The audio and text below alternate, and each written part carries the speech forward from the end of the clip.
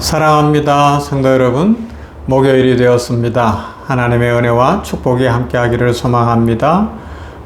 오늘도 힘차게, 날씨는 이제 더워지고 여러 가지로 활동하기에 아직은 좋은 것 같아요. 여름이 또 힘든 사람들도 있잖아요. 그렇지만 우리 하나님 안에서 건강 주실 것을 믿고 우리 힘차게 살아가십시다. 복되게 살아가십시다. 말씀 보십시다. 로마서 8장 32절 말씀입니다. 로마서 8장 32절 말씀. 자기 아들을 아끼지 아니하시고 우리 모든 사람을 위하여 내주시니가 어찌 그 아들과 함께 모든 것을 우리에게 주시지 아니하겠느냐. 아멘. 기도는 단순히 종교적 행위가 아닙니다. 계속해서 강조해드리지만 우리 성경이 말씀하고 있는 기독교의 기도는 살아계신 하나님과의 관계예요. 부모와 자녀, 부부, 남편과 아내, 이런 관계 속에 대화하는 거 아니에요. 그죠? 그 관계는 부부 관계라고 생각해 보십시다. 그 관계는 어떤 관계예요? 오만 이야기를 다 하는 거예요. 그죠? 모든 이야기를 다 하는 거예요. 그래서 인생을 풀어가는 거 아닙니까? 그래서 기도의 핵심은 기술이 아니라 관계로 하는 거예요. 여러분, 부부간에 대화할 때 얼마나 화려한 문장으로 합니까? 기술로 하는 겁니까? 아니잖아요. 진심으로 하는 거예요. 진심으로. 말이 말 잘할 수도 있고 못할 수도 있는 거죠. 그게 중요한 게 진심이면 되는 겁니다. 그래서 어떤 사람은 기도하면서 깊은 평안을 누립니다. 눈물 가운데서도 소망을 잃지 않습니다. 그런데 어떤 사람은 기도하면서도 점점 두려워지고 불안해집니다. 왜 이런 차이가 생기겠어요? 그 이유는 하나님을 어떤 분으로 알고 있느냐에 달려 있어요.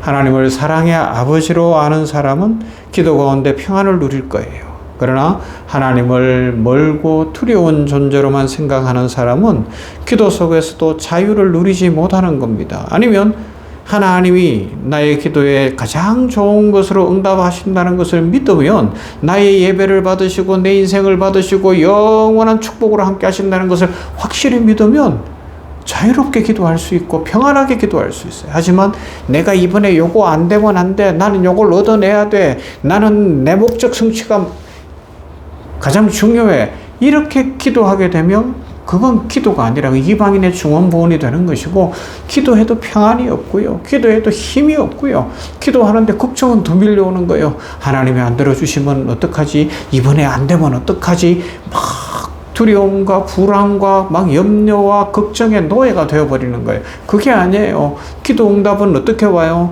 기도 응답은 간절히 인격적인 하나님 앞에 기도하다 보면 어느 날 마음에 평강이 쑥 들어오는 거예요. 야, 됐구나. 하나님이 지켜주시는구나.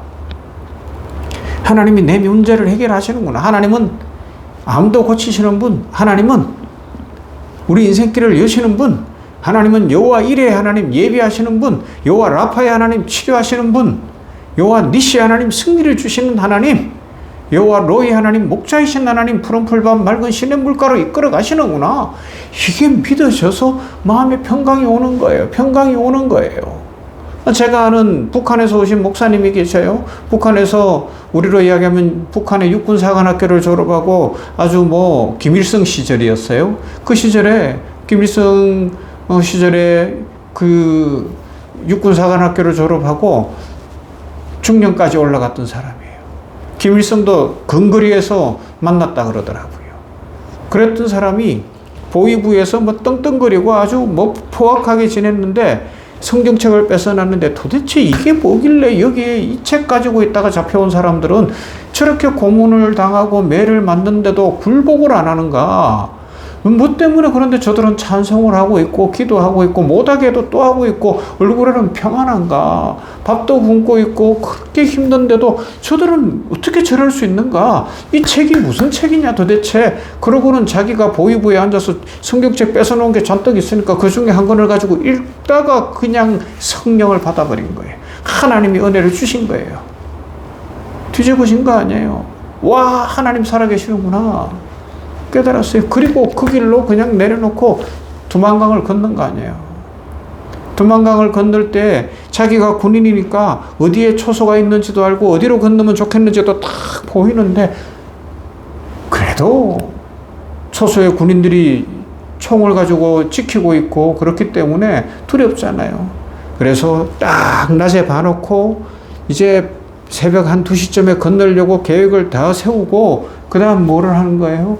자기는 후미진 곳에 가서 사람들이 안 보는 데서 기도하고 있었다는 겁니다. 하나님 저 구원해 주신 것 맞죠? 성경책을 가지고 이제 저는 이제 하나님의 자녀가 되었습니다. 이제 저 두만강을 건너가서 남한으로 가서 살아야 되겠습니다. 저를 이 두만강을 무사히 건너게 하시고 중국 가서도 길을 열어주시옵소서. 뭐 기도 어떻게 해야 되는지 모르지만 그렇게 했다는 거예요. 하여튼 나 살려주세요. 나 살려주세요. 그런데 어느 순간 마음에 평강이 쑥 들어오더라. 마음이 편안해지더라는 거예요.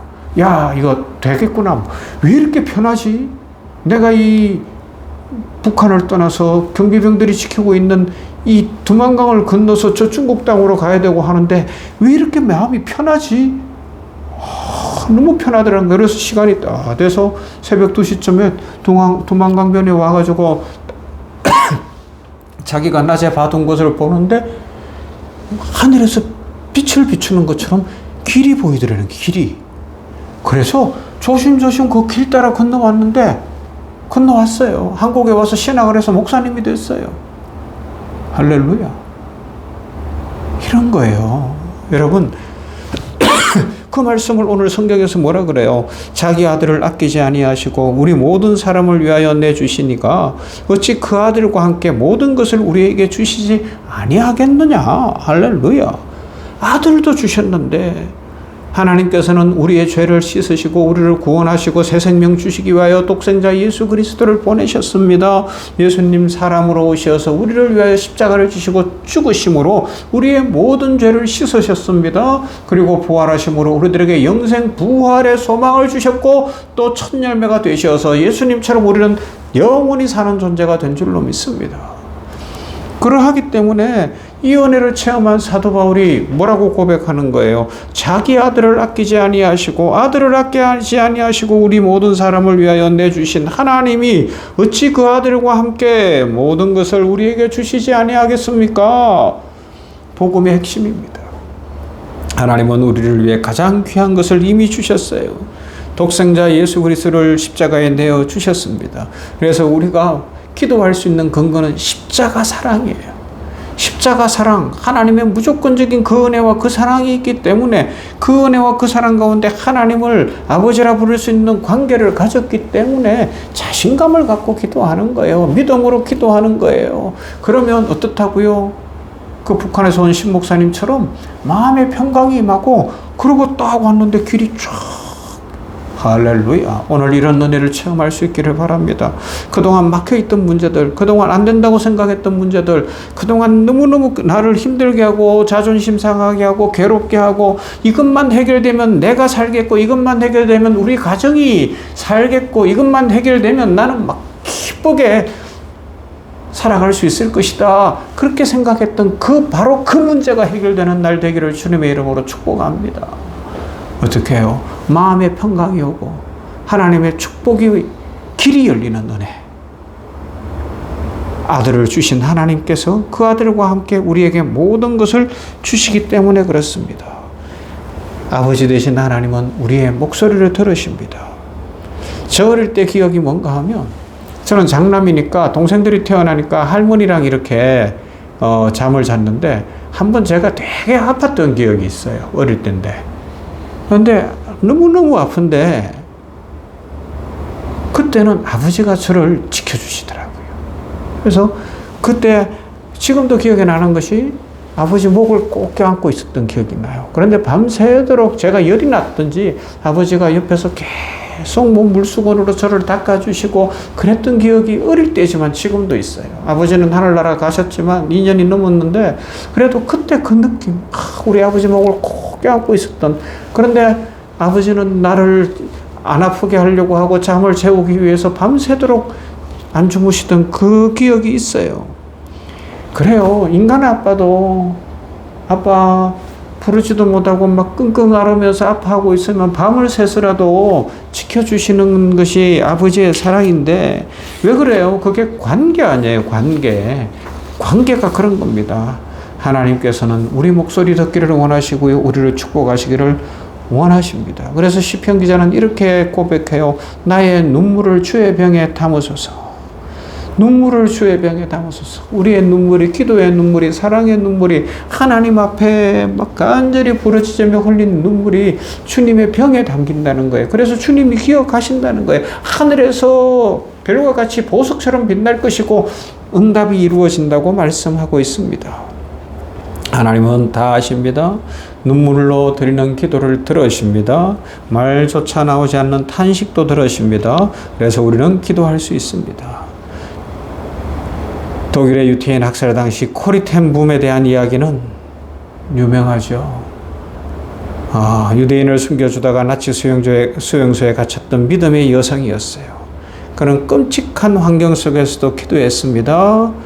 가족들도 죽임을 당했습니다. 그러나 그는 나중에 고백합니다. 내가 하나님의 손을 붙들 수 있을 때에도 없을 때에도 하나님은 결코 내 손을 놓지 않으셨습니다. 그렇습니다. 여러분 두려워하지 말고 기도하십시오. 아들을 주신 하나님께서 가장 좋은 것 주실 것이고 오늘 가장 어렵고 심각하고 괴로운 문제에 응답 주실 줄로 믿습니다. 이 믿음으로 기도하며 축복의 주인공들이 되시기를 주님의 이름으로 축원합니다. 참 좋으신 아버지 하나님 감사합니다. 목요일에 로마서 8장의 말씀을 기억하며 아들을 아끼지 아니하시고 주신 하나님께서 모든 것을 주신다는 말씀을 믿습니다. 그렇습니다. 육신의 아버지도 아이를 위하여서 밤도 샐 수 있고 자기 생명이라도 주고 싶어 하는 것이 부모에 된 그 마음인데 엄마도 아빠도 그렇게 하는데 하나님께서는 우리 죄인들을 사랑하시어서 우리의 아빠가 되시어서 아버지가 되시어서 독생자 예수님을 보내시어 우리를 구원하시고 살리셨으니 감사합니다. 이것이 관계인데 이 관계가 기도의 근거가 되는데 우리들 그 하나님을 믿는 믿음 안에서 오늘도 기도하여 그동안 기도가 응답되지 않던 요소들, 내 마음에 가장 힘든 요소들, 이것만 풀리면 내가 살겠고 우리 가정이 살겠고 정말 기뻐할 수 있겠다 싶은 문제들이 해결되어지고 풀리는 날 될 줄로 믿습니다. 약속대로 이루어 주시옵소서. 우리 성도들에게 간증이 있게 하시고 체험이 있게 하시고 기쁨이 가득하게 하여 주시옵소서. 아버지 하나님이 우리 병원에 함께 하시고 경영과 진료에 함께 하시고 최상의 진료로 환자들을 돌보게 하시며 주님 치유 생명사랑 의료 선교를 통하여 하나님 나라를 확장케 하시고 아버지 하나님의 어려운 시기를 지납니다. 경영에 어려움이 없게 하시고 또한 아버지 하나님의 새병원 건립이 안전하고 복되게 시간 안에 잘 이루어지도록 물질도 주시고 또 돕는 사람들을 보내시고 지혜롭게 하시고 복되게 하여 주시옵소서. 예수님 이름으로 기도하옵나이다. 아멘. 285장입니다.